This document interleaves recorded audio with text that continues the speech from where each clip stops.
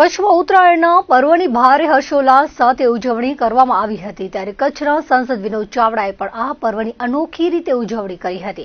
વહેલી સવારથી જ સાંસદ વિનોદભાઈ ચાવડા પતંગબાજીના આનંદમાં જોડાયા હતા અને આકાશમાં પેચ લડાવીને ઉત્તરાયણના ઉમંગમાં સહભાગી બન્યા હતા। જોકે તેમની આ ઉજવણી માત્ર આનંદ પ્રમોદ પૂરતી સીમિત રહી ન હતી, પરંતુ તેમણે સેવાની સુવાસ પણ રેલાવી હતી। સાંસદ વિનોદ ચાવડાએ આ પવિત્ર દિવસે માનવતાનું ઉદાહરણ પૂરું પાડતા જરૂરતમંદ લોકોને દાન અર્પણ કરી ભારતીય સંસ્કૃતિમાં દાનના રહેલા વિશેષ મહત્વને સાર્થક કર્યું હતું।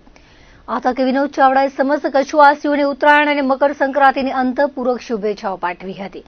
તેમણે જણાવ્યું હતું કે આ પર્વ સૌના જીવનમાં નવી આશા અને પ્રગતિનો ઉજાસ લઈને આવે।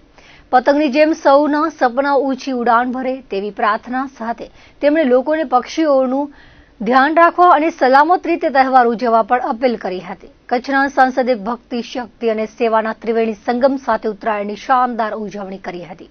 મકર સંક્રાંતિના પર્વની સૌને મારી હૃદયપૂર્વકની ઘણી શુભકામના અને શુભેચ્છા પાઠવું છું।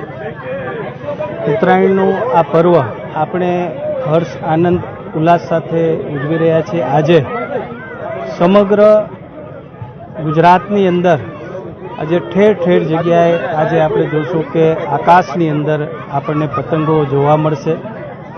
રંગબેરંગી પતંગો આજે આપણને સમગ્ર આકાશ ભરાયેલું આપણને જોવા મળશે।